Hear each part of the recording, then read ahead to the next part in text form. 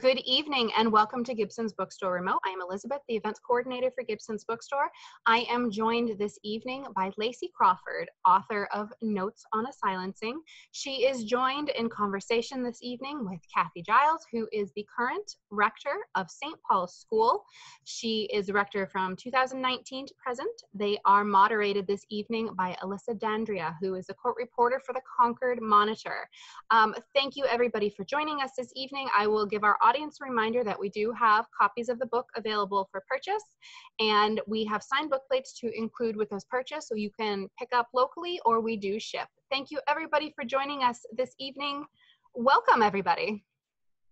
Thank you. Thank you. I just wanted to echo Elizabeth's comments. Thank you to everyone who's joined us on Zoom, and also to Gibson's as well for hosting this event tonight. We welcome both Lacy and Kathy, who look forward to taking audience questions a little later this evening. I'm going to be moderating a Q&A session with them in the next few minutes. We anticipate that this conversation tonight will be difficult and emotional, yet it's a critically important one for our community. Please be aware that tonight's event could include descriptions of sexual assault that may be disturbing to some members of our audience. Use your own discretion to decide if you are in a place tonight to take in that information. We have a list of resources in the chat function of the Zoom webinar, including the state sexual assault hotline. That number is 1-800-277-5570. You do not need to be in crisis to reach out. Thank you again to Lacy and Kathy, and I'm going to turn things over to Lacy, who will provide a short overview of her memoir, Notes on a Silencing. And thank you so much to everyone who has sent me messages of support on all platforms and who's joining tonight. And thank you to those of you who made donations to Gibson's, because keeping independent booksellers going is what gives us the opportunity to have conversations like this. I'm really grateful to Gibson's for making this possible. I want to say that I do not approach this event as confrontational, and I didn't ask Kathy to join me because I wanted to spring anything on her or extract some kind of apology or confession. I think the spirit in which my book was written demonstrates that I'm interested in conversation and revelation and transparency, even when it's messy, especially frankly when it's messy. Until yesterday, Kathy Giles was the only member of the St. Paul's administration, either during my years on campus, so 1989 to 1992, or the current era, to reach out to me. Yesterday, I heard from one trustee. Thank you, one trustee, for writing to me yesterday. And Kathy and I had lunch, I think in February, when she was out in California. I thought I was going to throw up on the way there. And I needn't have been so frightened, which I'm very grateful for, because Kathy has taken the helm of a very large and illustrious and complicated and quite frankly foundering in many ways ship. And she has approached me recognizing that what I have to offer is useful and can provide a roadmap for how we can move forward. Kathy did apologize to me on behalf of the school, which I appreciate. And I say that because a lot of people have asked me, has anyone apologized to you? Yes, Kathy has. But Kathy didn't hurt me. I haven't had a formal apology from any of the people who did. I think that's maybe okay because I don't forgive them. I think in many instances the way they treated me was unforgivable, and there are a lot of other victims of St. Paul's School who deserve apologies too. So I will be waiting with them. The reason that I wanted Kathy to join me is because she is the one who's in the position to repair. And that is why I wrote this book. I'm not sending my children to St. Paul's. So what the institution does is really not my specific and primary interest, but there are children on that campus now, and there are children on campuses everywhere. And so it was in that spirit that I wrote this memoir. Those of you who have read it, I'm sorry, this will be redundant, but when I was 15 years old, I was young. I was a fifth former. I was trapped and sexually assaulted by two 18-year-old sixth formers who are very prominent athletes, very prominent socially. I had no idea they knew who I was. And they told everybody what had gone on in that room. I told nobody for quite some time. I contracted herpes very deep in my throat, in the hypopharyngeal space, as a result of that assault, for which I went to the infirmary, and they were unable to see it because it was so far down my throat. And when I went to a clinician in Concord, and they saw what it was and communicated what it was, for some reason they failed to tell me or my parents or my doctors at home in Chicago what was wrong with me. So I remained unmedicated and untreated for the next 6 months on campus, and it was difficult to sing. I was a madrigal. I loved it more than anything, and I played ice hockey terribly, but I played ice hockey, and the rink air was almost impossible to breathe, and it was a pretty devastating time in my life. When I finally told my parents what had happened, they flew me home. It was a couple weeks before the end of the school year, and told the school right away why they were bringing me home and what had happened. The school commenced its own internal investigation. Investigation is doing a lot of work in that phrase, that involved not talking to me, but talking to people who decided that what had happened in that room was consensual, even though it was a statutory felonious assault. I was 15, they were 18. There was no doubt about that. That they did not have to report it to the state, which is also against the law. They did, in fact, have an obligation to do so. And my mom took me to my pediatrician in Chicago, who swabbed me for all sorts of sexually transmitted diseases, confirmed that I did in fact have herpes, reported the attack to the state of New Hampshire, and the state of New Hampshire wanted to press charges against the boys. The school's response was that if I went ahead with that, I was not welcome to return for my sixth form year, and they were going to slander me on the stand. That was sort of the last straw for me and for my family. I was humiliated. I was ashamed. I was sick. I felt like a pariah, and I just wanted to be a girl, a teenage girl. I wanted to be a sixth former. I wanted to be on my teams and apply to college and pretend that none of this had ever happened. So we dropped the case. We dropped it, and that was that. So I would never have written this memoir had I not joined the state investigation into St. Paul's in 2017. And when I did that, Concord police were able to uncover in my student file some documents that gave concrete proof to everything I've just described. And that was an extraordinary experience, and one I wish every victim, every survivor could have, to have it in black and white, that what you remember is exactly what happened. And for very complicated legal reasons that people did not take any care to explain to me, the Attorney General's office refused to admit those documents, or indeed anything of my case, into their investigation of St. Paul's School. So I had gone through this twice. They were trying to silence me again, and I thought, the hell you do. And I wrote this book. So that's my overview. I'll stop there. Lacy, thank you so much for that overview. We've spoken a lot over the past couple of weeks about the Me Too stories that you've heard since your memoir published earlier this month. As survivors and alumni continue to reach out, what have you learned about survivors' experiences at St. Paul's that maybe you weren't previously aware of? And how have those stories shaped your understanding of the changes that are necessary today and moving forward? So since the excerpt of my book went live on Vanity Fair, I have heard now from 76 different alumni of St. Paul's School. That's in addition to my friends who I was already in touch with. 26 of them volunteered to me unsolicited the details of their own assaults on campus as students of St. Paul's School. Not all women, not all sexual assaults. In some instances, these were men who were the victims of physical violence. I was stunned by that. So that's more than a third, frankly, of the people who have come forward. And this is largely from the years when I was there.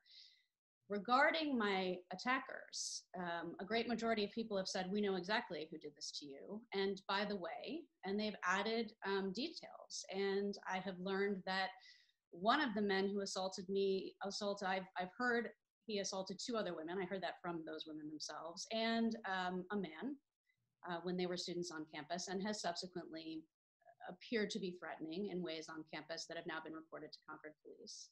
I have been told by other people that the other person who assaulted me was involved in a highly unprofessional and inappropriate relationship with a faculty member who bullied me when I was on campus.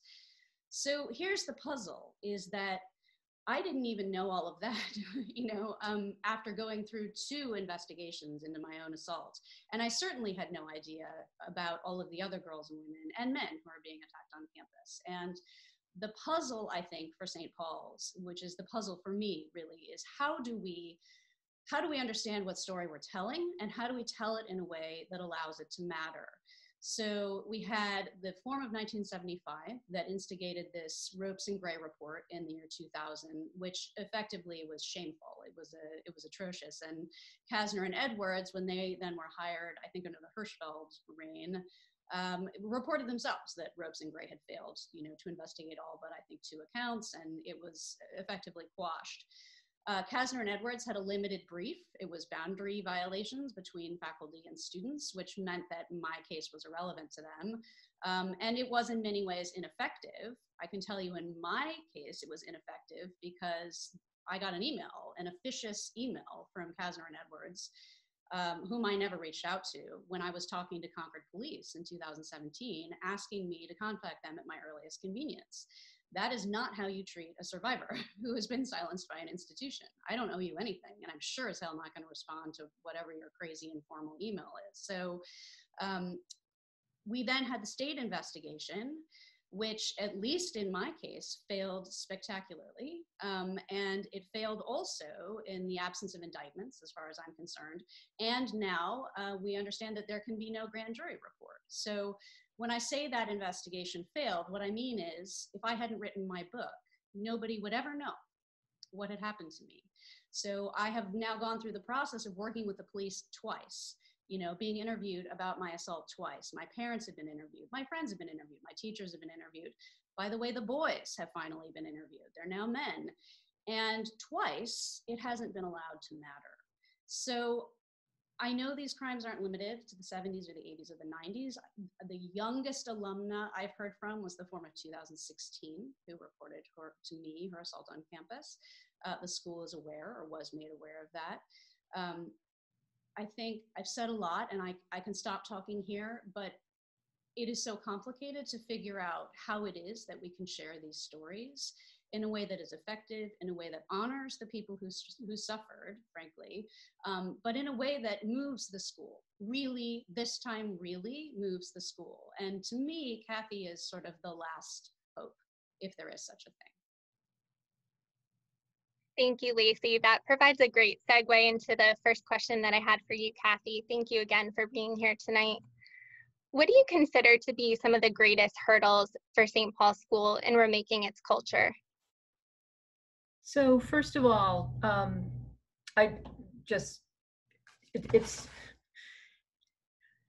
it's so important. I don't want to get emotional. It's so important to hear you talk. It's just so important to hear you speak. And I know how hard, Lacy, this is, and I have said to you on a number of occasions that find your generosity inspirational. I mean that. So big deep breath. And just again, before I address your question, Alyssa, I want to thank, I'm honored to be invited to participate. I'm new to my role, but I think Lacy is right. This is a turning point for the school, and I think that there has been a lot of important progress in the past number of years, but not enough years to measure its staying power. And I also just want to take a minute, Alyssa, to thank you. Those people who are watching now locally know that Alyssa is an extraordinary writer and reporter, and she has brought really important stories to the attention of the community in ways that ultimately are going to prove to be they are powerful and helpful now, but ultimately I believe that kind of work is also going to be part of the solution going forward. When these kinds of schools went co-ed, and I will confess right up front that I'm a graduate of Portland High School in Portland, Maine, and when I got to college, that was really the first time I learned about prep schools. The school, when these schools went co-ed in the 70s for St. Paul's School, and the doors got opened, and nobody really knew that wasn't going to be enough. And when one talks to the early pioneers, the women and the faculty members who were there at the time, there was no groundwork laid for an understanding about how a boarding school would honor and respect equally the needs of boys and girls. It was supposed to be business as usual, and now girls were here. And some people were angry about that, but on we went. And there was a lot of good intention, and there was planning about, what the bathrooms should look like. There wasn't an understanding of the developmental needs of children, let alone the developmental needs of girls that are different from those needs of boys. And as I've worked on this, kind of rolling it around in my head for 35 years now in these schools, I think the issue started there. What does St. Paul School needs to do? We need to hear the voices, and we need to hear the voices and understand the stories and unpack the past. And as Lacy says, that's messy work. And in unpacking the past and in listening and learning, there's got to be some listening that goes on, and not just a rush to a fix or a decision or these are deep, systemic, challenging issues that have resulted in injuries that people will carry with them for the rest of their lives, that families have carried with them for the rest of their lives. We need to understand them. And so, in terms of an apology, a sincere apology requires a promise to do better, and it requires some substance. We are working in that direction, and I think that work began, around 2015, 2016 for us, when the faculty committed to looking at the developmental needs of kids first, the social, emotional learning principles of how teenagers grow in a community. And everything begins from there with the safety and well-being of the students. It has to. So, perhaps other schools came to that understanding about students earlier, but that understanding is rooted in the St. Paul's community now. We're evaluating everything we need to do and be through that framework and through that lens. But I think that change isn't enough to promise to do better going forward. The 26 people in conversation, Lacy has mentioned that some of them she thinks I know about, some of them I don't. Those stories are priceless and valuable. They're awful, and they're priceless and valuable. And so we need to listen, learn, and act, and it needs to be from a place of, as I've said repeatedly with Lacy, and I know it sounds weak, admiration, respect, and honor. That's where we stand. And as I've said to Lacy a few different times, I stand with you, but I'm not going to stand in front of you. This is your voice. People need to hear it. It's exhausting for you, and I know you don't want to hear any more about courage, but we need to hear it. We need to hear these voices to understand where we've been and every last piece of where we need to go. Can I add to that a bit? Yes, of course. So I don't represent St. Paul School, and so I think I can maybe say some things, and I would like to say some things. I believe that St. Paul's has a kind of self-important fantasy mythology about itself. I believe that this is rooted in the people who founded the school, who considered themselves to be atop the pinnacle of what American society looked like in the 19th century. It's a blue-blooded WASP fantasy of a kind of white patriarchal supremacy, frankly, that was indeed dominant, and in some places remains dominant for 160 years. So much of what was enchanting about St. Paul's for me when I got there was this fantasy, this entitlement, this idea that somehow the rules didn't apply to us anymore. And a lot of the kids who got to St. Paul's were right. The rules didn't apply to them because they came from families that were so privileged and so cosseted, and God knows I was too, but not quite with that lineage, frankly, that the rules didn't apply to them. And there was a new set of rules at St. Paul's, which was my understanding, and that is, if you are a part of this, the nation will open itself to you, but you damn well better get on board with this. And I believe that has not shifted, and I also believe that does not obtain in equal measure at places like Exeter and Andover. And the kids there are every bit as bright and fabulous and extraordinary as the kids at St. Paul's. So I think there is a culture of exceptionalism that allows for some pretty atrocious behavior. And it's my understanding that hasn't changed, and that in some instances that has gotten worse since I was there. So, when I was a student, the cockiest noob, which meant the third form girl who failed to acknowledge her place in the hierarchy and run around like a puppy with her tail between her legs, the one who was confident and bold and perhaps even happy, would be designated by sixth form girls as the cockiest noob, and then sixth form boys would rouse her out of her bed at 5 in the morning and throw her in the pond, and she'd be ponded. By the time Chessie Prout was there, those third form girls were being solicited for sex, from sixth formers on their way out the door. And I've talked to people who said, oh yeah, the sixth form salute was absolutely a real thing. And I don't know that the school ever formally acknowledged that. So if you think I'm brave, Chessie Prout did this when she was 16 years old, and she wasn't allowed to continue at St. Paul's. And I will tell you, when you get this right, I don't think it means no one will ever be assaulted ever again, because we are people and these are teenagers and they can't go home. So, they're in the woods. Bad shit is going to happen. But if you get this right, when Chessie Prout comes forward, she is held, and her attacker, by the way, is in whatever way is appropriate held. Justice is served, and she continues, and she graduates, and she has her friends and honors and her community intact. She lost all of that. So I think a marker of what this will look like is not that we pretend everything is perfect, because it never will be, but that we are able to support each other and hold each other through the things that do happen, and we don't exile the ones who challenge our notion of who's good and who's bad.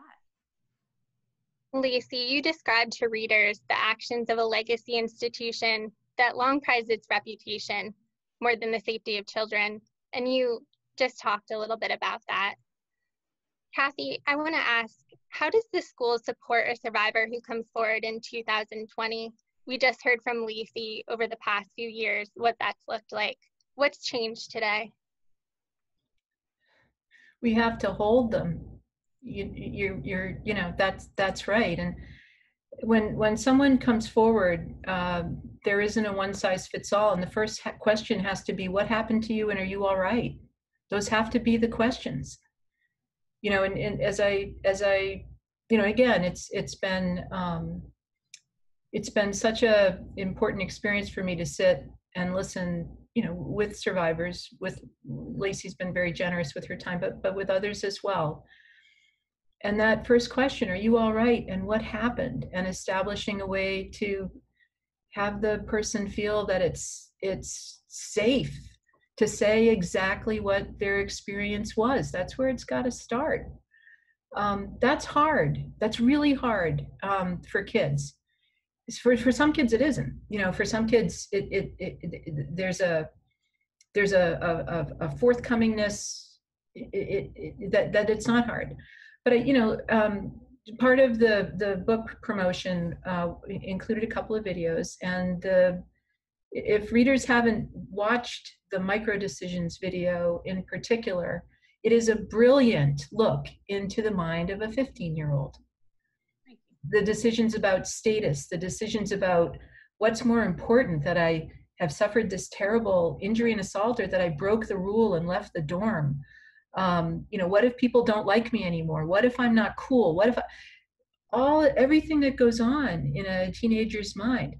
Somehow, the job of the school is to establish a culture that is safe enough so that the child has somewhere to go, even if it's to an older student who says, yep, let's go. We're going to go talk to Dr. Bassey, we're going to go talk to Dr. Ferns. I'm going to take you over to the rectory and ring Mrs. Giles' doorbell because this isn't good enough. You're not all right. This isn't all right. We have to establish that kind of culture. We've made grounds in that way, and it's very fair to say we've been pushed in that way. We've been pushed in that way with a memorandum of understanding with the Concord Police. We've been pushed in that way through the settlement with the Attorney General that has brought us Jeff Marr, who's our compliance overseer. Jeff is, I don't know if you either have spoken with him. Jeff's a superb professional. He is interested in making St. Paul's School better and holding us accountable.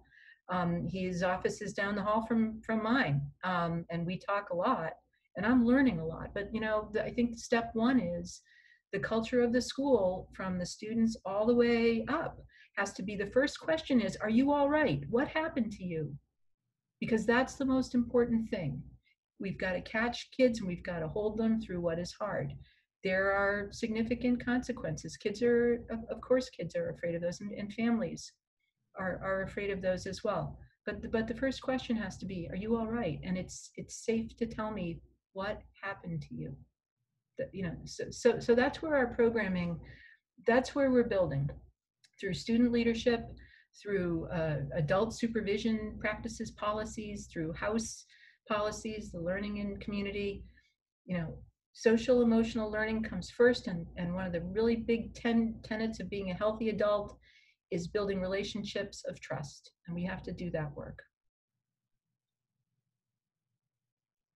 Thank you, Kathy. Lacy, I wanted to talk to you a little bit about the process of writing your memoir. You write about the struggles that you faced in disclosing your assault and the guilt and shame you felt in the aftermath of that. What do you wish that 15-year-old girl would have known that you now know today? That she would get to say anything she wanted to the female rector of St. Paul's School. That would have been a good Who wants to hear it, and who wants that 15-year-old to feel safe. Well, we'll get to that. Thank you. So first, and this is for every girl, however and whoever and wherever she is, and anyone who identifies as a girl or marginalized or in any way needs to hear this, that I was a reliable witness to my own experience. That what they did to me was structurally violent and wrong. Because the minute it started, I kept thinking, this isn't right. This doesn't make sense. This can't be that. But they have girlfriends. Why are they? I'm not, I'm a virgin. I don't know how to, that's not where, and I did everything I could to accommodate what they were doing to me. And if I've heard correctly from so many people who have written to me, especially women, they say, I thought that was normal. I thought that's just how it was.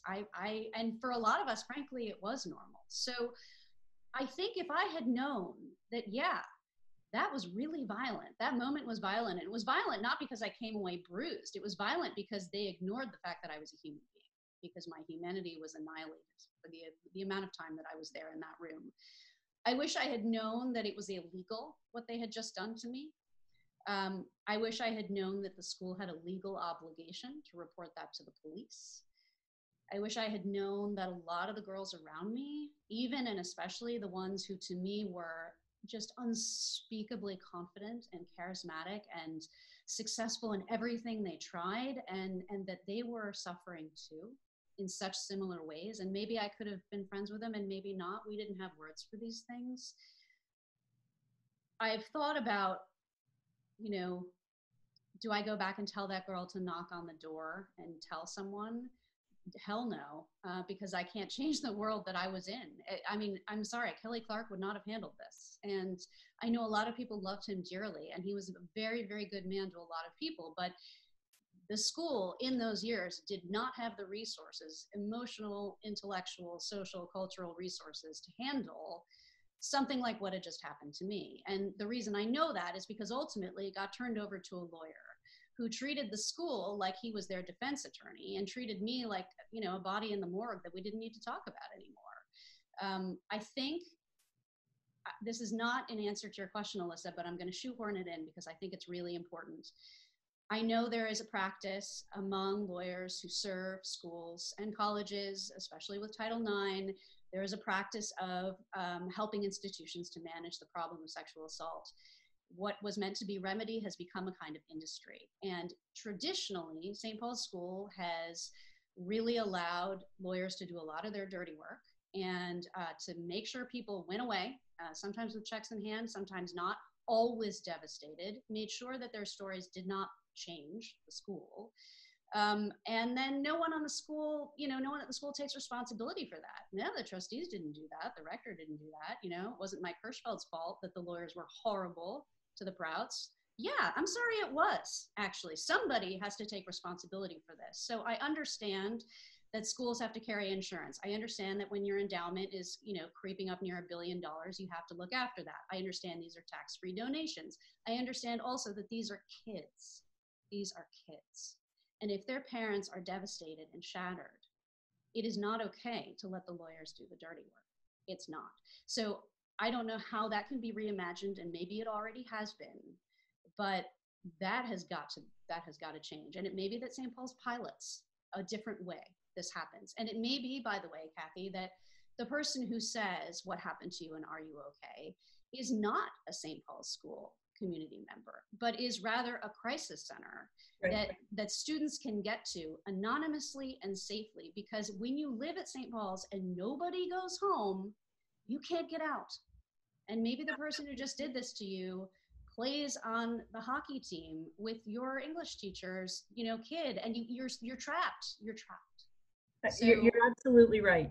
And so we have been working with RAIN to develop that anonymous space. It'll probably sit on the website because it should be available to alumni as well as to current students. But you're absolutely right. And that will be up and running by the time school opens in the fall. Because I would have gone there. I would have gone there for sure. There is a resource right now, and the kids, and no one uses it. It's called Lighthouse, and it's been in place for years, and no one uses it. So we need something better, something easier to find, get, use, access. But you're absolutely right. I would just say one thing. Can I go back to the 15-year-old? You said something earlier, Lacy, that I really believe is important for 15-year-olds. The revelation is not shameful. The revelation is not shameful. When someone asks you what happened to you and are you okay, the school has the duty to ask that question for children in our care. And we also need to help 15-year-olds to understand that the revelation is not shameful. And the response needs to be to help support. And I just, that would be the other thing to just speak to that 15-year-old about. We do that, and frankly, the micro decisions video will help us in our work this year. Kathy, you spoke a little bit earlier about the investigation by the Attorney General's office, which resulted in the compliance overseer. You introduced Jeff Marr. He routinely writes reports that detail the school's progress as well as areas of improvement that are needed. In his latest report, he talks about the centralization and standardization of records related to campus incidences and how the school could improve upon that. Just to quote Jeff, he says specifically, "While improvement has been demonstrated, the school struggles to retain documents and information in a manner which allows it to show that it responded appropriately to a complaint or that survived administrative or leadership transition." Lacy talks about how critical it was for her to learn that her record survived from her own assault, and also about the cover-up, though acquiring those records was fraught and had a lot of challenges. Kathy, what mechanism is in place today for any person who was harmed at the school to obtain information in their files? To ask for it. I will say that record keeping, there's lots of room for improvement in record keeping. We are doing that work. In the last year at Jeff Marr's suggestion, we adopted a really powerful tool called Maxient database. Those of you who are in college and university life know it can handle documents, it has timelines, it has places to note response from police, response from investigators. It will be a super database for us going forward, and our challenge is to build it going forward and then start to input the past. So in a strange way, it's a wonderful tool that actually that Jeff brought to us at his suggestion. I think some of the other points that Jeff has made in his reports are get to the issues of institutional memory. And it's not good. It's clearly not good enough in an organization where there's been a number of transitions to rely on institutional memory. So we are working to memorialize the policies and practices, and there's the document on the website, SPS Today, that captures some of them. The handbooks are on the website, but I think most importantly, these are all, words matter.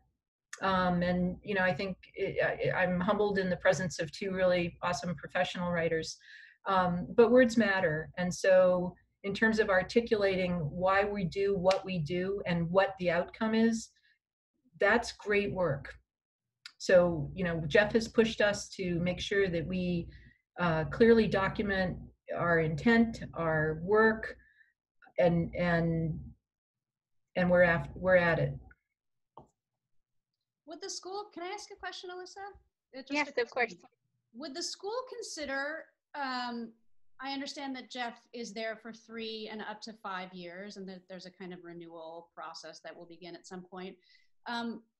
Given the need to create systems that are greater than any individual or any administration, would the school consider creating effectively a compliance officer position that is, someone who understands what a Title IX role looks like? I know that Title IX doesn't apply to St. Paul's, but someone who recognizes what the best practices are and knows how to liaise and is not of the school, did not go to St. Paul's,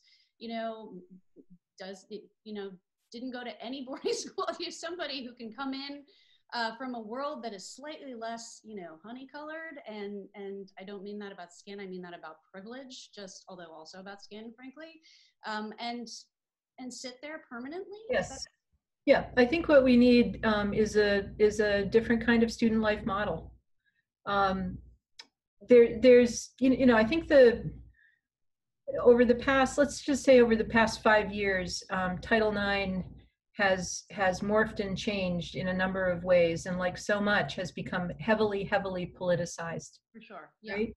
So stepping away from that and back to the intent, it's excellent intent. So we're hearing Black at SPS. We're hearing from the Black and Indigenous people of color at SPS. We need to find some different ways to do this work. And Lacy, earlier you said, and I wrote it down because I'm an inveterate note taker and want to reflect on it. For a school that wants to be considered a leader, there are some tremendously important leadership opportunities staring us in the face right now. Yeah. And that's where we need to go. I mean, I think your opportunity is as enormous as the challenge is, frankly, Kathy. I do. Thank you both. I've been scanning some of the questions coming in from our audience, and I want to start asking a couple of those. One writes in, I would like to know what role the Episcopal Church plays in making amends to Lacy and many other victims. How did this change affect Lacy's mother's role as an Episcopal priest? Those are 2 questions. I'm not going to speak to my mom's vocational choices, simply because that's for her to answer. She was devastated by what was done to me. I will say, probably more candidly than I should, that she reached out to people who were very senior in the Episcopal Church, who had very close ties to St. Paul's School, who knew me as a girl, even before I went away, who broke various confidences about what they learned about me. And for the last 30 years, it will be 30 years in October since they did that to me, have failed to step up. So I can tell you that I'm married outside of my faith tradition, and my children are not baptized. And it's not that I hold what happened to me against the Episcopal Church, it's that what I've discovered about institutional failing is too painful. I know that the Diocese of New Hampshire does not run St. Paul's School. I know that people tried to enlist the Episcopal Church for help when Bishop Anderson was, how do I put this legally, under review for financial choices. And I know that the church's response has been fairly anemic. So that's a disappointment, because I do think that leadership in the church is one of the few sets of voices that the school would have been obligated to listen to, certainly when I was there. I just want to add quickly to that the current leadership of the Diocese of New Hampshire wants to help, and wants to push us in the directions of equity and inclusivity and justice and social justice, and that's good.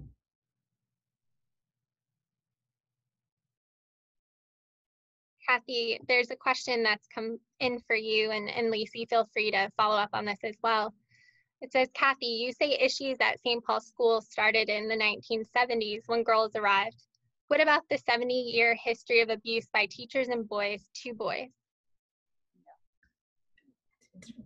Absolutely. You know, I was focused on thinking about the issue of 15-year-old girls at school, and I apologize for that. Again, I continue to learn about what the structures were that failed kids so seriously. I don't have answers for that. I don't understand. At this point, I don't understand enough about the culture of the school, where the kids came from, what life was like in the dormitories. I don't understand why it was thought to be at all appropriate for teachers to be intimate with students. But when you're a teacher, our students need to feel that we have an intensely personal, supportive relationship with students. And when you're a teacher, that relationship needs to work to the benefit of the student only. That's the magic of being a wonderful teacher, is for it to be a highly professional calling for the teacher, and for the student to feel that the teacher is firmly confident in this young person. And I don't really know enough. I'm learning. I've had the opportunity to sit with survivors, a few from St. Paul's, some from other places as well. And we have a long way to go to understand what that culture was like in the 50s and 60s, and maybe even before that. I've heard from some pretty powerful men who might be willing to tell you, actually. Ready to listen.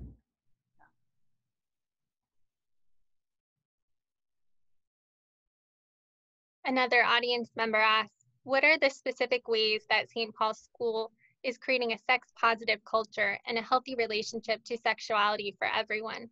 How can St. Paul's School guide and lead the nation for positive change? As a survivor of sexual assault at St. Paul's School, I've heard a lot of words, but not enough action. So I'm smiling because a sex-positive culture, in my frame of reference, means that kids grow up looking forward to having healthy, intimate relationships with adults when they're adults. And don't laugh at me. I'll tell you a story, quick story.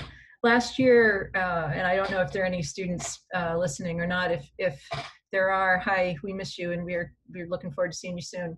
But last year we had a town hall meeting at school, and I was with Teresa Ferns, the Vice Rector for Student Life, and Suzanne Ellenwood, the Dean of Students.